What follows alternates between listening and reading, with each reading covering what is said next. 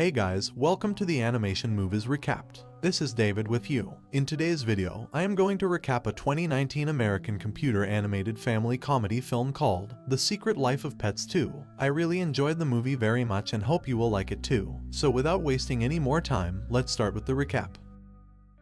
The animation opens in a park in New York City. In this park, there are children, parents, adults, toys, and pets. Max, a little dog, ushers us completely into the scene where he stands side by side with a big brown dog, Duke. Max and Duke have the same owner, a young lady whose name is Katie. While in the park, amid the busy activities going on, Max expresses his dislike for children due to reasons best known to him and also their overly playful nature with animals like him. Duke, on the other hand, doesn't share the same sentiments. He tells Max that having kids around looks like fun. A medium-sized dog overheard their conversation and chips in that having children around changes an animal's life and isn't the fun Duke thinks it to be. Max, Duke, and their owner, Katie, leave the park and head home. While strolling home, Max is grateful that there aren't any kids in his life. Little does he know that there would soon be a sudden change of situations. On their way home, Katie bumps into a young man named Chuck, who just had a little bike accident, and it is love at first sight. After some time, they both get married. Gradually, it is revealed that Katie is pregnant, and she gives birth to a charming and cute baby boy, and they name him Liam. The sudden turn out of events is a conflicting one for Max due to his previous sentiments about children. The movie shows us the sequence of growth in Max and Liam's relationship. Around the early period of Liam's birth, Max didn't experience any form of intrusion, and he expresses his happiness at it. Things start to change when the baby starts muttering words and lifting objects, and they become worse when Liam started crawling. Max is scared that his greatest fear has come to pass. Fortunately, an event on a beautiful and bright day makes Max's and Liam's relationship take a positive route. What happens is that Liam, crawling up to Max, gives him a warm hug and mutters the words "I love you, Max," and from then on, everything becomes different. Duke and Max become role models to Liam, and they both try to be a good influence on him. They play, have fun together, and help Liam take his first steps as a toddler. Max tells us that his sentiments about kids haven't changed, but Liam, who he refers to as his child, is an exception, and he promises to protect the little boy. Max later realizes that protecting and taking care of Liam is a lot harder than he imagined and that he also has little fear. Another scene opens, showing us the rest of the Max's neighborhood, and also various pets in their households with their owners. It is morning, and we're first shown Chloe, a gray-colored cat who struggles to wake her owner up and get her out of bed. This takes time, but she's successful after everything. We see Snowball, a white bunny whose owner is a little girl. The little girl wakes him, and they freshen up together to prepare for the day ahead, after which they role-play as superheroes using other toys belonging to the girl, and soon, she heads for school. Snowball heads out to the balcony, and he meets Max. They both have a conversation about the children in their lives. As a result of their talk, Max realizes that Liam would soon commence preschool. Their discussion is interrupted by Duke, who informs Max that Liam isn't in the house. Perplexed, Max makes a radio transmission communication to other pets in the neighborhood to find out if they could sight Liam. After some time, Max receives a response that the toddler is with his father. He feels uneasy about Liam being outside without him. Katie comes into the nursery and takes Max for a walk. Along the way, Max realizes that they are on the way to the veterinary doctor's office, which makes him upset. He hesitates and stops walking, making Katie implore him to come along, explaining that he has been acting stressed out for some time. Max remains adamant, so she drags him along to the vet's office, and he hesitantly follows her. At the office, he meets other pets who came with their owners. He asks them why they are at the vet's, and they explain to him turn by turn.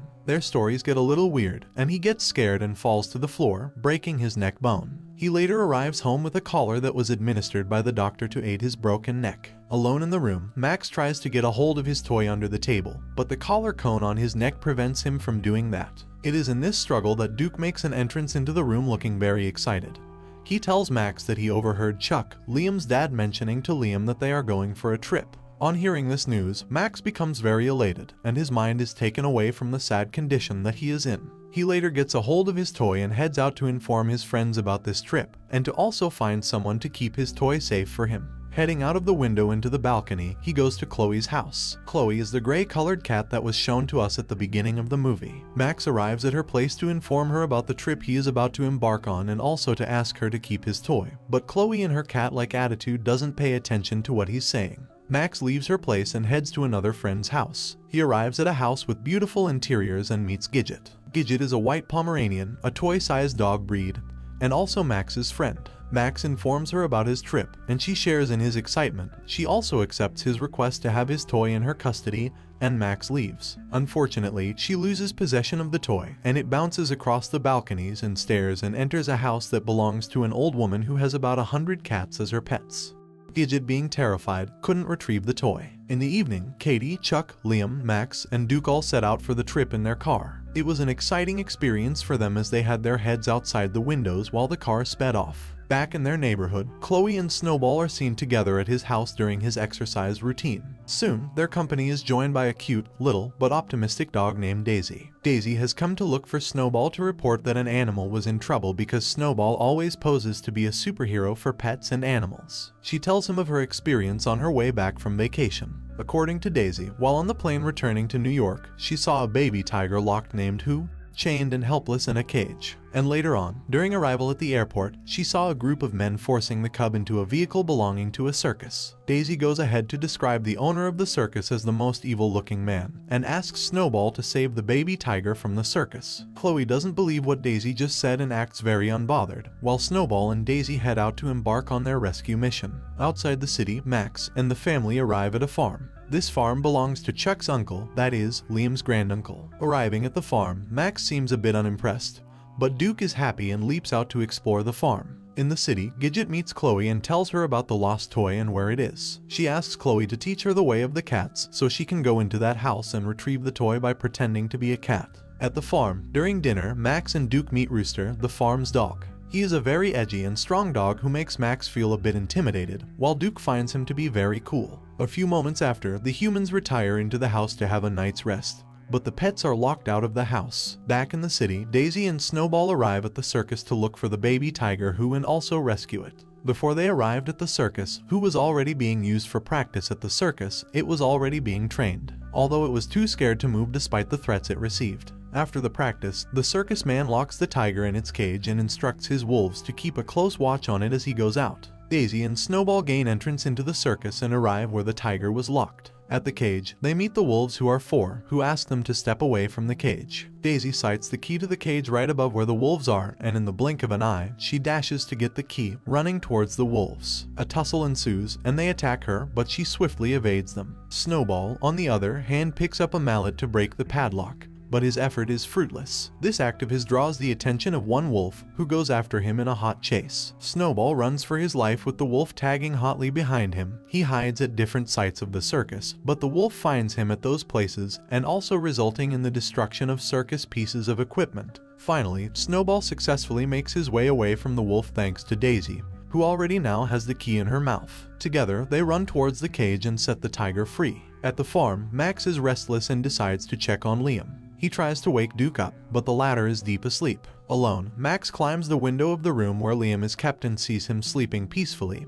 He then goes away. On his way to where Duke lays, Max begins to hear the sounds of different animals, like birds, frogs, and wolves, and he becomes scared because he isn't used to living on a farm. Max lets out a sacred shout. He continued walking back to Duke, but unknown to him, a fox was trailing behind him. As Max stops in his tracks, the fox jumps out to attack him. Max is frightened and begs this fox to not hurt him. In the middle of this, Rooster, the farm's dog, appears and attacks the fox, chasing it out from the farm, thereby saving Max. Rooster returns to a frightened Max and removes the collar cone on his neck. While in the city, Chloe begins teaching Gidget how to act like a cat. First, she wears her socks on her tail to give it a longer look, then she places fake cat ears on her head. She teaches Gidget the mannerisms of cats, and together they practice. Daisy and Snowball, on the other hand, are on their way home with Who with them. Snowball brags continuously to the ones who care to listen about his adventure and experience with the wolves back at the circus. Daisy then reminds him that they needed someplace to keep the tiger, and Snowball comes up with a suggestion. He recommends that they put the tiger with a pet whose owner is never at home, so they head over to Pop's place. He is an old dog whose owners aren't around usually. They soon arrive at Pop's place and discover that he is running a kindergarten for puppies. They introduce him to the tiger and he refuses to take it in. But with the pleas of the cute puppies, his heart is softened and he accepts to allow the cub to stay in his house for one night. Gidget successfully enters the house of cats and retrieves the toy that Max gave to her. At the circus owner returns to a total mess made by Daisy, Snowball, and the wolves. He also realizes that the tiger has escaped, and it makes him furious at the wolves. He then notices Daisy's hairpin on the floor, which he gives to his wolves to smell to get her scent to find her quickly. At the farm, Rooster controls the activities of the farm animals while Duke and Max watch in awe. Duke notices that a pig left its sty and draws Max's attention to it and suggests that they inform Rooster about it. But Max knocks on his suggestion and tells him that he can control the pig just like Rooster would. Things soon get out of hand as Max can't get the pig inside its sty. Instead, he makes it violent, causing chaos on the farm. The fence that housed the sheep is broken and they all step outside. Soon, Rooster appears and restores the order back to the farm. Unfortunately, a lamb goes missing. Its name is Cotton, and the other sheep reported that he went into the woods. Disappointed, Rooster orders Max to follow him to search for the lamb since the chaos was his fault. Together, they go into the woods in search of the lamb. Finally, they find the lamb on an apple tree that grows on a cliff. Rooster reveals to Max that the tree is too small for his size and tells Max to go save the baby sheep. Max is terrified by this and refuses to do so, but after a few words of encouragement from Rooster, Max goes down the cliff and saves the lamb. This heroic act makes him so happy. Back in the city, Daisy is seen telling some animals about her adventure at the circus with the wolves. She doesn't know that she has been found by them, and they are behind her. As soon as she realizes this, she takes to her heels. The wolves engage her in hot pursuit around the park, and they almost capture her. Fortunately, she outsmarts them and escapes. The tiger is returned to Snowball because of how destructive it was at Pop's house. So, Snowball takes him to Max's empty house to stay. At the farm, Max and Rooster have a little bonding session as they are leaving for New York the next day. On the morning of the next day, Max and the family leave for the city. They arrive home at dusk, tired. Everybody goes to sleep. In the middle of the night, Daisy, and Snowball come out from the closet in Max's room. They have been hiding there. Max wakes up and sees them trying to leave his room through the window. He is surprised to see them, especially with a tiger. They explain to him that they are trying to hide the tiger from the circus wolves, and this leaves Max startled. Unfortunately, they are too late, as the wolves have already found them and are downstairs. Max courageously steps out to confront the wild animals, but he is tossed into a laundry by the circus man. And Daisy are overpowered and taken hostage by the circus people. They put them in a van and drive off. Max and Snowball, riding on a bike, follow the van. They also contact Gidget to alert her and ask for assistance. Gidget and the other cats think of a plan. Along the way, the van carrying the hostages transfers to a train, so Max and his partner Snowball leave their bike and hop onto the train. Snowball falls into one of the train's compartments while Max remains on top. Soon, Max is approached by some wolves. Inside the compartment, Snowball sees Daisy stuck in a cannon about to be used for a cannonball. He tries to rescue her but is interrupted by a circus monkey. They both engage in combat for a long period, after which Snowball and Daisy come out victorious. Outside the train, Max protects himself from the wolves. He later finds a way to get them off his trail. Soon, he gets on the train to where the circus man and the tiger are. The evil man tries to attack, but Max immediately bites him and attacks him instead. Snowball and Daisy soon come along to join in the attack, and even the tiger joins in this. The train driver, seeing the violence happening on the train, brings the train to a halt. The pets push the circus man out of the train, leaving him on the ground and talking to each other. The evil man recovers and tries to shoot the animals with a tranquilizer. Suddenly, he is hit by a car driven by the old cat lady which had Gidget and the cats. The animals all get into the car and return to the city, but not without hitting the evil circus man for the second time. Everything returns to normal. The tiger started living with the cat lady and her other cats. Liam starts preschool, an emotional life event for his parents and the animals. In all this, Max resolves to stay by his side amidst life's hurdles. The end. If you love this video, please leave a like and subscribe.